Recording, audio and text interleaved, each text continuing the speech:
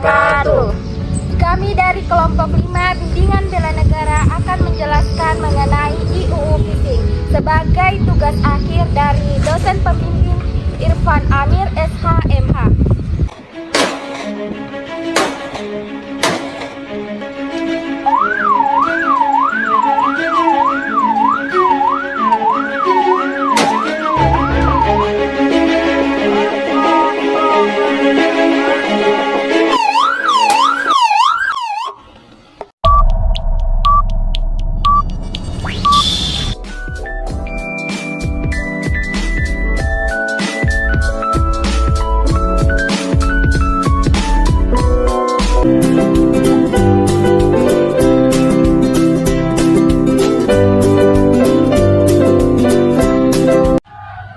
Indonesia merupakan negara bahari atau negara yang dikelilingi oleh lautan, sehingga kaya akan sumber daya laut. Akan tetapi ini kemudian menjadi sebuah ancaman, di mana salah satu bentuk ancamannya adalah EU Phishing, di mana EU Phishing ini merupakan nama lain dari illegal fishing, yang memiliki 3 arti: illegal, unreported, and unregulated, yang merupakan kegiatan perikanan berupa penangkapan ikan secara ilegal atau tidak sah, kemudian tidak dilaporkan serta bertentangan dengan peraturan perundang-undangan dalam bidang perikanan, yang kemudian dituangkan dalam sebuah peraturan Kementerian Kelautan dan Perikanan, tepatnya pada nomor 37 Permenkp tahun 2017, yang berisi tentang standar operasional, prosedur penegakan hukum satuan tugas pemberantasan penangkapan ikan secara ilegal atau illegal fishing.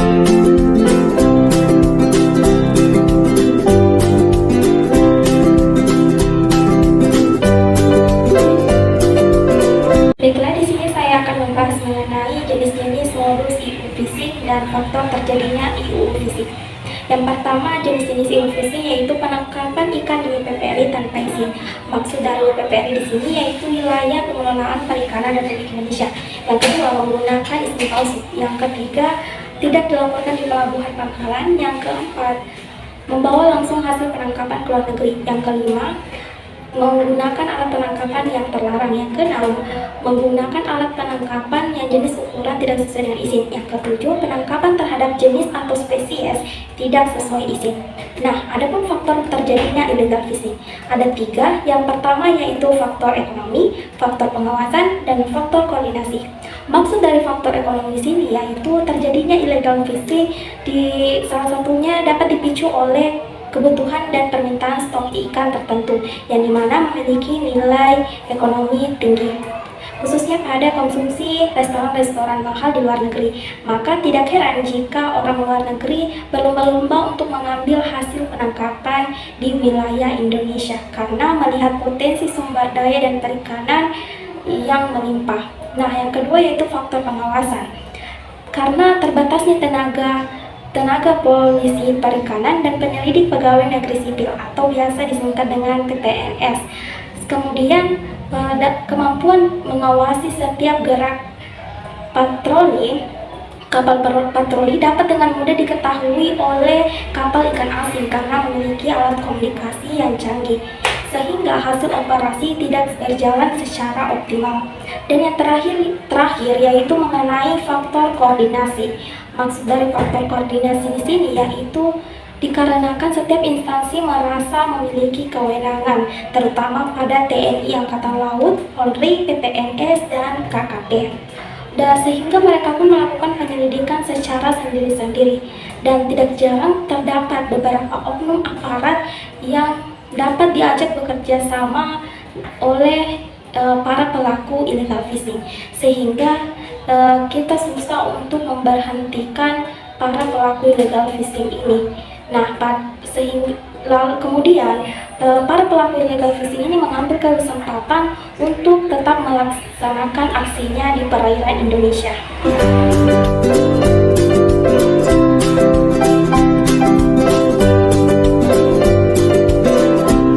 Sanksi IUU Phishing, di mana ketika kita melanggar perintah yang telah diberikan, maka kita akan mendapatkan yang namanya sanksi. Sanksi pidana berupa denda atau penjara dalam pasal 93, pasal 94, dan pasal 94A Undang-Undang Nomor 45 Tahun 2009 dan Undang-Undang Nomor 31 Tahun 2004 bahwa setiap orang yang tidak memiliki surat izin pengangkut ikan atau penangkapan ikan dari izin usaha perikanan, maka akan dikenakan ancaman penjara selama 5-7 tahun dan akan dikenakan denda sebanyak 1,5 sampai 20 miliar. Adapun bagi nahkoda yang tidak memiliki surat izin pengangkut ikan dan penangkapan ikan, maka akan didenda sebanyak 200 juta dan akan dikenakan penjara selama 1 tahun.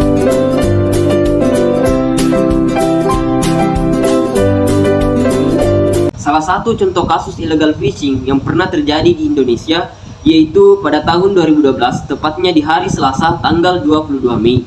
Terdakwa mengoperasikan kapal penangkapan ikan miliknya BP 5347 TS di perairan Laut Cina Selatan atau perairan Natuna, tempat pengolahan perikanan Republik Indonesia.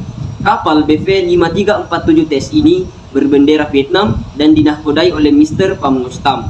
Setelah dilakukan pemeriksaan dan penyelidikan oleh Dirjen Kelautan dan Perikanan Republik Indonesia, ditemukan alat penangkap ikan berupa jaring pursesein dan ikan kurang lebih sebanyak 100 kg yang terdiri dari ikan laing, ikan kembung, dan ikan jenis lainnya. Kemudian, Majelis Hakim Pengadilan Negeri Perikanan Jakarta Utara memberikan vonis pidana terhadap Mr. Pamungostam dengan pidana denda sebanyak 15 juta rupiah.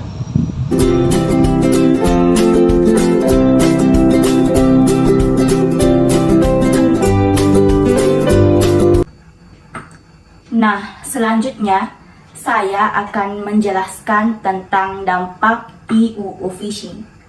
Ada beberapa dampak, yaitu pertama, dampak untuk faktor ekonomi, antara lain yaitu 1. Hilangnya nilai ekonomis dari ikan yang dicuri. Kedua, melemahnya peningkatan daya saing produk perikanan. Selanjutnya yaitu dampak untuk faktor politik, antara lain yaitu munculnya ketegangan hubungan diplomatik antar negara serta hubungan bilateral antar negara.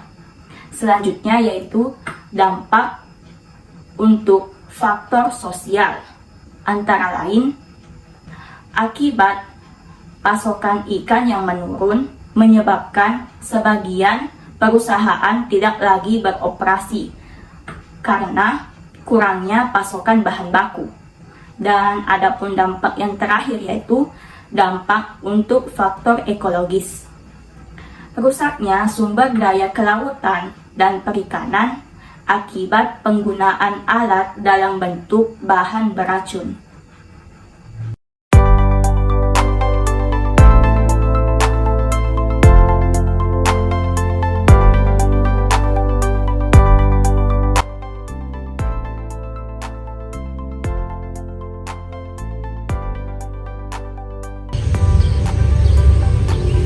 Teman-teman sekalian, perlu kita ketahui bahwasanya salah satu bentuk pencegahan terjadinya IUU Fishing yaitu dengan menanamkan dalam diri kita bela negara. Yang pertama adalah cinta tanah air dengan cara yaitu menjaga kelestarian alam, terutama kelestarian laut, sehingga bisa mengatasi terjadinya IUU Fishing atau illegal fishing.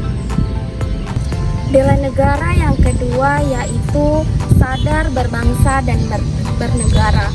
Agar kawasan perairan Indonesia terhindar dari bahaya ancaman IUU Fishing, kita harus sadar bahwa bangsa dan negara Indonesia memiliki sumber daya dan perikanan laut yang melimpah. Untuk itu, kita harus selalu melestarikannya.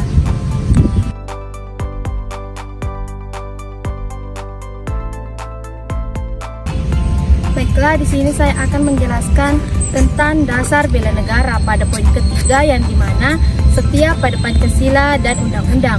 terdapat banyak poin-poin penting pada Pancasila sebagai ideologi dan undang-undang sebagai aturan dalam bermasyarakat.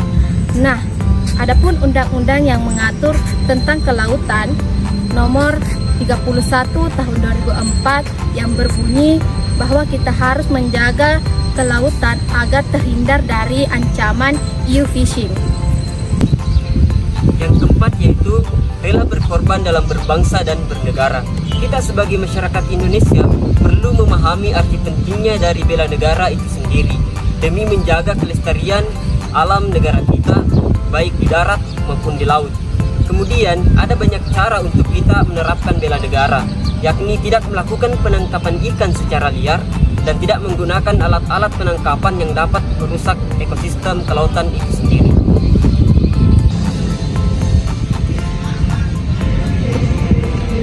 Nah, adapun poin selanjutnya untuk dasar bela negara yaitu kemampuan awal bela negara. Tentu saja diperlukan kemampuan awal bela negara untuk melestarikan segala kekayaan laut yang ada di negara Indonesia. Tentu kita harus mempersiapkan diri untuk menghadapi berbagai macam ancaman-ancaman. Salah satunya yaitu bahaya dari ancaman EU fishing atau illegal fishing. Kesimpulan yang dapat kami berikan dalam video kali ini yaitu illegal fishing merupakan salah satu ancaman terhadap kelestarian sumber daya alam di dalam sektor perikanan dan perairan suatu negara. Perikanan dan perairan merupakan salah satu elemen dari kedaulatan negara. Dengan begitu, illegal fishing juga mengancam kedaulatan negara. Stop Illegal fishing di wilayah NKRI. Sekian dan terima kasih. Wassalamualaikum warahmatullahi wabarakatuh.